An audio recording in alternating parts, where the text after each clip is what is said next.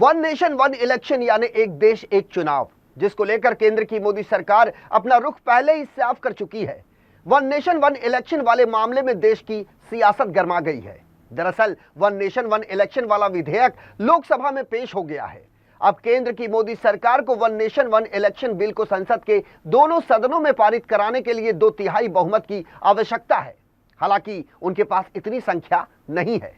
इस पर समर्थन के लिए विपक्षी के नंबर गेम को भी बिगाड़ना एक बड़ा काम होगा, जिसके लिए केंद्र के सामने इस बिल को पास कराना एक बड़ी चुनौती होगी। नमस्कार, आप देख रहे हैं डीसी न्यूज इंडिया और मैं हूं आपके साथ संजय मिश्रा। मंगलवार 17 दिसंबर 2024 को लोकसभा में जब वन नेशन वन इलेक्शन विधेयक को पेश करने के लिए मतदान कराया गया तो सरकार को कुल 269 मत मिले, जबकि विपक्ष को पड़े कुल 461 मतों में से 198 मत मिले। इस दौरान कांग्रेस सांसद मणिक्कम टैगोर ने कहा कि सरकार को विधेयक पेश करते समय 2/3 बहुमत का समर्थन नहीं मिल पाया। वहीं संसद में विपक्ष के एक सीनियर नेता ने कहा कि one nation one election bill में वैसा राष्ट्रवादी सेंटीमेंट नहीं है जैसा कि अनुच्छेद 370 को हटाने वाले बिल में था और पूरा विपक्ष इसके खिलाफ है। साल 2019 में आर्टिकल 370 को हटाने के लिए भारतीय जनता पार्टी संविधान संशोधन पारित करवाने के लिए राज्यसभा में विपक्षी खेमे का समर्थन हासिल करने में कामयाब रही थी। हालांकि एक देश एक चुनाव विधेयक को लेकर स्थिति इतनी अनुकूल नहीं है। विपक्षी नेता ने कहा कि कांग्रेस के अलावा 3 बड़े क्षेत्रीय विपक्षी दल, जिसमें समाजवादी पार्टी, तृणमूल कांग्रेस और डीएमके शामिल हैं, ये सभी एक देश एक चुनाव विधेयक के खिलाफ आक्रामक हैं। दरअसल क्षेत्रीय दलों को one nation one election bill अपने अस्तित्व के लिए खतरा लग रहा है। उनको ये डर है कि भारतीय जनता पार्टी के पास नरेंद्र मोदी जैसा मजबूत पैन इंडिया चेहरा है।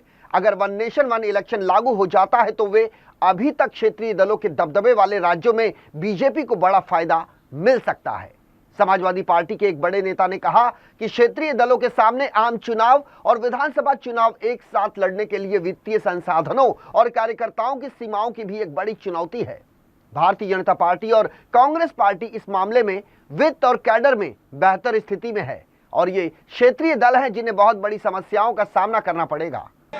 And if a legislative assembly is dissolved, sir, and midterm elections are conducted, the tenure of that assembly will not be for 5 years, sir.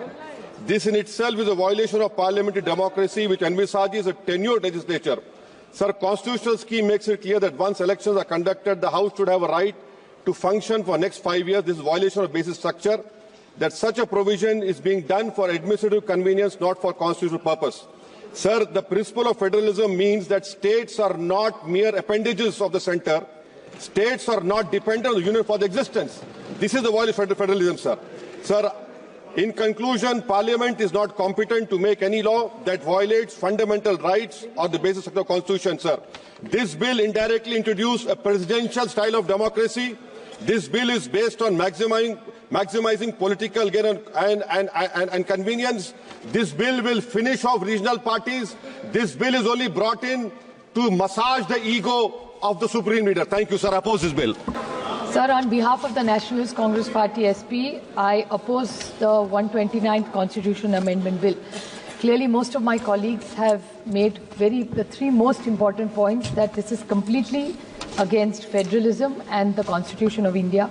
The centre and the states have their own tenures and terms. So I think to mix the two is not fair, because the Article 356, because just last week, sir, we debated Article 356, and in the case of S.R. Bommai versus the Constitution of India, dissolving of assemblies was something which both sides have objected and both sides have done it. So if we object to this, why are we giving this authority to the Election Commission to dissolve assemblies who are elected for 5 years? So I think to break these tenures is completely objectionable, and India is a union of states. Central government cannot. Cooperative federalism is something which we are so proud of. So I request the Honorable the Government of India either to withdraw the bill or send it to a joint parliamentary committee, so we have a detailed discussion, and we'll be happy to support as long as it comes to a joint parliamentary committee. Thank you, sir. अब आपको बताते हैं कि one nation one election वाला विधेयक संसद के दोनों सदनों में पास कराना भारतीय जनता पार्टी के सामने किस तरह की परेशानी खड़ी कर सकता है। दरअसल एक देश एक चुनाव बिल पर एनडीए के लिए एक और बड़ी समस्या यह है कि अब वाईएसआरसीपी, बीजेडी, भारत राष्ट्र समिति और एआईएडीएमके जैसी क्षेत्रीय पार्टियां पहले की तरह विवादास्पद बिल पास कराने में बीजेपी का साथ नहीं देंगी। आंध्र प्रदेश और उड़ीसा विधानसभा चुनाव के बाद बीजेड और वाईएसआरसीपी ने भाजपा के खिलाफ मोर्चा खोल दिया है, तो वहीं अब बीआरएस भी भाजपा के साथ नहीं है। दिलचस्प बात यह है कि विधानसभा चुनाव से पहले इस साल रामनाथ कोविंद समिति के सामने पेश होकर एआईडीएमके और बीजेड ने one nation one election bill पर अपनी सहमति जताई थी। हालांकि ये दल अपने पत्ते नहीं खोल रहे हैं, अब संसद का नंबर गेम समझने की कोशिश करते हैं। दरअसल संसद में किसी भी संवैधानिक बिल को पास कराने के लिए सदन में मौजूद और वोटिंग करने वाले 2/3 सदस्यों और सदन की कुल संख्या का 50% वोट जरूरी होता है। 543 सदस्यों वाले लोकसभा में एनडीए के पास 293 सांसद हैं, जबकि 245 सदस्यों वाले राज्यसभा में उसके पास 125 सांसद हैं। साल 2019 में जब एनडीए ने आर्टिकल 370 को हटाने वाला संविधान संशोधन बिल पास करवाया था, तब लोकसभा में उनकी संख्या 343 थी और उस समय राज्यसभा में आर्टिकल 370 को निरस्त करने वाले विधेयक को 125 वोट मिले थे और 61 वोट इसके खिलाफ पड़े थे, यानी 67% वोट इसके पक्ष में थे। अगले ही दिन लोकसभा में यह विधेयक 370 वोटों से पास हो गया। इसके खिलाफ 70 वोट पड़े थे, यानी 84% वोट इसके पक्ष में पड़े। लेकिन one nation one election bill को लेकर मोदी 3.0 के लिए यह राह इतनी आसान नहीं होगी। गृह मंत्री अमित शाह ने मंगलवार को लोकसभा में कहा कि प्रधानमंत्री नरेंद्र मोदी ने one nation one election bill को व्यापक विचार विमर्श के लिए संयुक्त संसदीय समिति यानी जेपीसी के पास भेजने के लिए कहा है। सुधार का विधेयक संवैधानिक संशोधन जब कैबिनेट में चर्चा में आया, तब प्रधानमंत्री जी ने स्वयं मंशा व्यक्त करी थी कि इसको जेपीसी को देना चाहिए। इस पर विस्तृत चर्चा सभी स्तर पर होनी चाहिए। इसलिए मुझे लगता है कि इसमें सदन का ज्यादा समय जाया करे बगैर, अगर मंत्री जी कहते हैं कि इसको जेपीसी को सौंपने के लिए वो तैयार है, तो जेपीसी में सारी चर्चा होगी और जब जेपीसी के रिपोर्ट के आधार पर कैबिनेट इसको पारित करेगी, तब भी फिर से चर्चा होनी है। तो मैं मानता हूं कि माननीय मंत्री जी अगर जेपीसी में रखने की इच्छा व्यक्त करते हैं, तो यहीं पर एक चीज समाप्त हो जाएगी। One nation one election bill के फायदों के बारे में राष्ट्रीय स्तर पर जागरूकता फैलाने का काम भारतीय जनता पार्टी को सौंपा गया है, ताकि व्यापक सहमति बन सके। सरकार ने यह भी संकेत दिए हैं कि one nation one election bill अगर पास होता है तो वो साल 2034 से ही लागू हो पाएगा। केंद्रीय कानून मंत्री अर्जुन राम मेघवाल ने 17 दिसंबर 2024 को संसद में वन नेशन वन इलेक्शन यानी एक राष्ट्र एक चुनाव से जुड़े महत्वपूर्ण विधेयक को पेश किया। इससे पहले 12 दिसंबर को केंद्रीय कैबिनेट ने इस विधेयक को मंजूरी दे दी थी।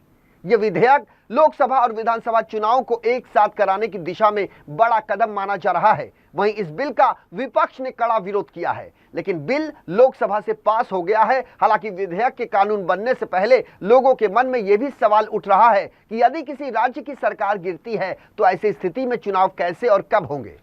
आइए जानने की ये कोशिश करते हैं कि इस विधेयक में इसके लिए क्या क्या प्रावधान है। इससे पहले आपको बताते चलें कि एक राष्ट्र एक चुनाव को लेकर बनाई गई समिति की अध्यक्षता पूर्व राष्ट्रपति रामनाथ कोविंद ने की थी। आपको ये भी बताते हैं कि कौन कौन से अनुच्छेद हैं जिनमें संशोधन होना है। सबसे पहले बात अनुच्छेद 82A की। इस अनुच्छेद में लोकसभा और विधानसभा चुनाव एक साथ कराने के प्रावधान हैं।